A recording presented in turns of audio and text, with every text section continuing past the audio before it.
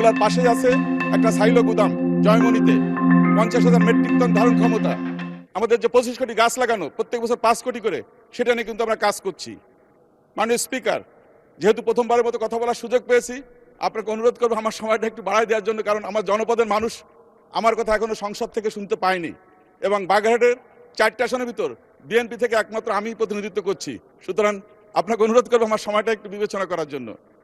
মাননীয় সদস্য, আজকে লাস্ট ওয়ার্কিং ডে আমাদের, প্লিজ আপনি 2 মিনিটের মধ্যে শেষ করুন দয়া করে। 2 আমি মিনিট চেষ্টা করছি মাননীয় স্পিকার। মাননীয় স্পিকার, আমাদের জনপদটা হচ্ছে ভৌগোলিক অবস্থানগত কারণে বাংলাদেশের অর্থনীতির জন্য খুবই গুরুত্বপূর্ণ। এখানে আছে মোংলা বন্দর, বিশ্ব ঐতিহ্য সুন্দরবন, আছে বঙ্গোপসাগরের নীল অর্থনীতির অপুরন্ত সম্ভাবনা। আমি মনে করি সেটাকে মাথায় রেখে আমাদের কিছু মৌলিক কাজ করতে হবে। এখানে আমাদের মোংলা মানুষের প্রথম দাবি মোংলা নদীর উপর একটি ঝুলন্ত সেতু, যার মধ্য দিয়ে মূল ভূখণ্ডের সঙ্গে ওই এলাকার মানুষ সংযুক্ত হতে চায়। মোংলার পাশেই আছে একটা সাইলো গুদাম জয়মনিতে 50,000 মেট্রিক টন ধারণ ক্ষমতা। সেটা কিন্তু নির্ভর করা হচ্ছে জোয়ার ভাটার উপর। সুতরাং একটা জনপদ জোয়ার ভাটার উপর নির্ভর করতে পারে না।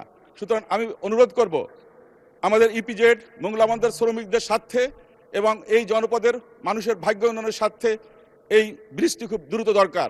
বিশেষ করে বর্ষাকালে অবর্ণনীয় দুর্ভোগ পোহাতে হয় এবং আমাদের ওই এলাকায় প্রতিনিয়ত দুর্ঘটনা ঘটছে এটাকে কেন্দ্র করে।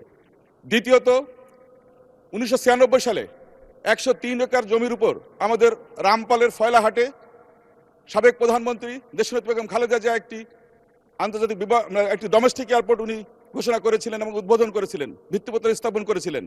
কিন্তু পরবর্তীতে এটাকে 530 একর জায়গা নিয়ে আন্তর্জাতিক বিমানবন্দর করার কথা ছিল এবং 2018 সালে সিভিল এভিয়েশনের কাছে এটাকে হ্যান্ডওভার করা হয়েছে। কিন্তু এটা নিয়ে মাটি ভরাট এবং আপনার ব্লক করা ছাড়া আর কোনো কাজ হয়নি। তো শুধু আমি অনুরোধ করব দ্রুত এটা নিয়ে ভাবার জন্য, কারণ এটা হচ্ছে আমাদের গেটওয়ে। বিশেষ করে মোংলা বন্দর, সুন্দরবন, ইপিজেড, বঙ্গোপসাগরের নীল অর্থনীতিতে কাজ করতে হলে এখানকার যে